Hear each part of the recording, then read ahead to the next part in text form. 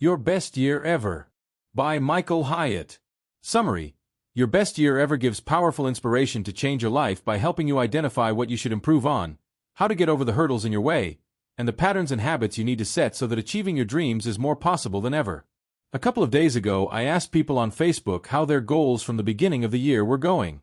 Most answered with gifs about things on fire, as I had expected.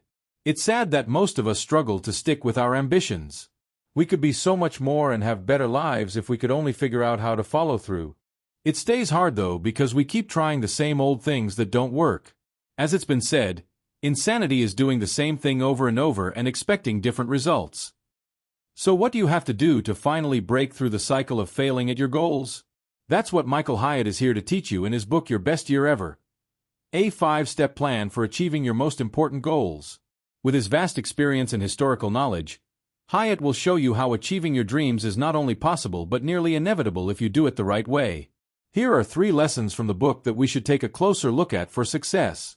It's good to work on multiple areas of your life at the same time as long as you choose them wisely because they build on each other. Find a happy medium between goals that stretch you and ones that aren't too difficult.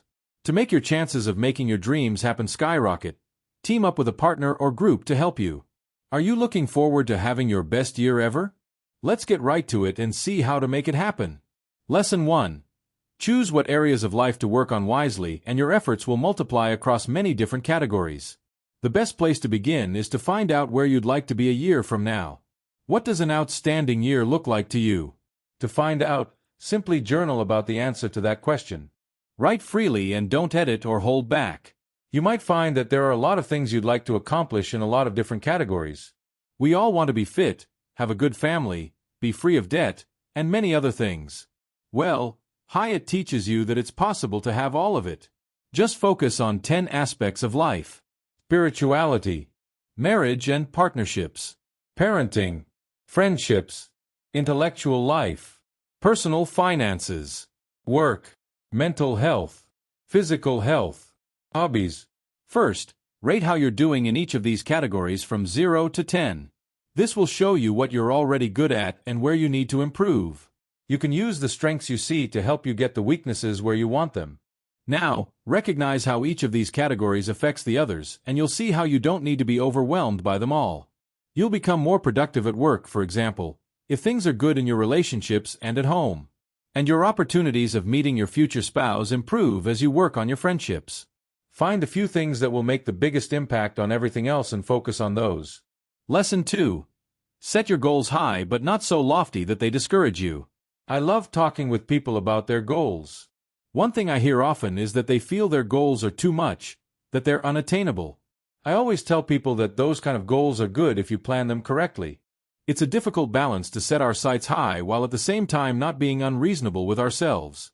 You need to know your own current capabilities and plan within those. But also make sure that you're working on things that require significant effort. If you want to write a book, for example, you're not going to be a Nobel Prize winner if it's your first.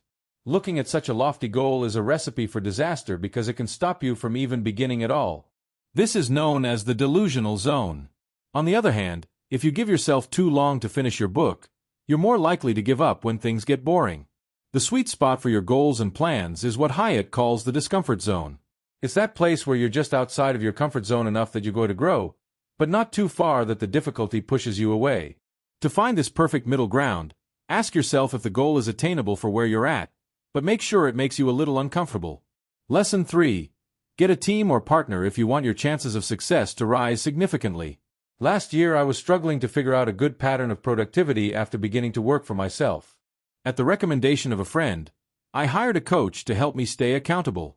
My rate of progress quickly improved like I hadn't ever imagined possible. It's sad how often we sit there, struggling through by trying to figure things out on our own.